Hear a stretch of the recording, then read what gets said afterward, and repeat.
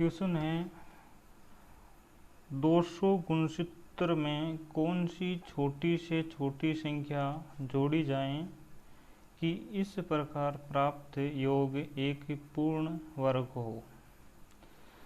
तो 200 गुणसूत्र में कौन सी छोटी से छोटी संख्या जोड़ी जाए कि इस प्रकार प्राप्त योग एक पूर्ण वर्ग हो। तो संख्या पूर्ण वर्ग हो, ऐसी कौन सी संख्या इसमें जोड़ा जाए तो एक संख्या पूर्ण वर्ग हो।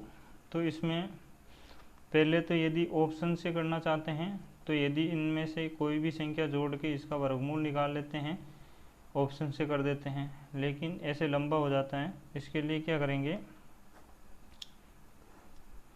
200 गुणसूत्र का वर्गमूल निकालेंगे तो पीछे से जोड़ा बनाएंगे, एक जोड़ा ये बन गया, एक जोड़ा ये बन गया, इसमें एक का भाग देंगे, एक बार जाएगा, ठीक है, एक यहाँ माइनस करेंगे तो एक आएगा, ठीक है, यहाँ इन दोनों संख्याओं को जोड़ देंगे 2, ठीक है।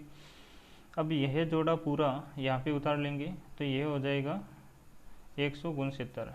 अब इसमें यहाँ पे संख्या उतारनी है जिससे कि इसमें इससे बड़ी नहीं हो, तो 6 उतारेंगे, 6 का इसमें भाग लगाएंगे, 6 चंगा 36, असल का 3, 6 दूनी 12 और 3 कितना हो गया 15, ठीक है। अब ये इसमें से माइनस निकाल देंगे, 6 9 में से 6 गए 3, 6 में से 5 गया 1, ठीक है, और ये संख्या कहाँ है 6, ठीक है। अब आगे भाग लगाएंगे इसमें तो यानी कि यहाँ पर 16 पॉइंट समथिंग यहाँ आंसर आएगा, ठीक है। हमें चाहिए है एक पूर्ण वर्ग संख्या, ठीक है। तो इसमें कौन सी संख्या जोड़ी जाए कि पूर्ण वर्ग संख्या हो जाए। तो यहाँ पे 16 पॉइंट संख्या आ रही है, ये तो पूर्ण वर्ग संख्या है नहीं, ठीक है। अब इसमें 16 से जो अगली संख्या होगी 17 का होल स्क्वायर, ठीक है, यह एक पूर्ण संख्या होगी, ठीक है। जो 17 का होल स्क्वायर होगी वो एक पूर्ण संख्या होगी, ठीक है। तो इसलिए अपन को वो संख्या कौन सी है, तो 17 में से क्या करेंगे, 17 का होल स्क्वायर में से 200 गुणसूत्र संख्या घटा देंगे, ठीक है, ये संख्या घटा देंगे तो फिर वो हमारे पास संख्या हो जाएगी जोड़ने वाली, ठीक है। 17 का होल स्क्वायर कितना होता है 290 माइनस 200 गुणसूत्र इसमें से माइनस कर देंगे तो यहाँ पे माइनस करेंगे कितना हो जाएगा, 9 में से 9 0, 8 में से 6 गया 2, ठीक है, ये 20 आ जाएगी। ये संख्या यदि इसमें जोड़ेंगे 200 गुणसूत्र में तो हमारे पास ये संख्या प्राप्त होगी जो कि एक पूर्ण वर्ग संख्या है, ठीक है।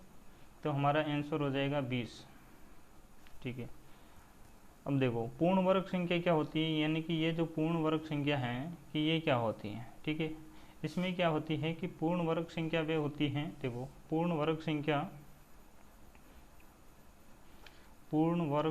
संख्या क्या होती हैं, पूर्ण वर्ग संख्या, देखो पूर्ण वर्ग संख्या क्या होती हैं कि वह संख्या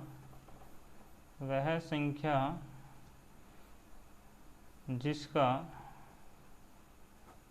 वर्गमूल, जैसे कि वह संख्या जिसका वर्गमूल पूर्णांक संख्या हो,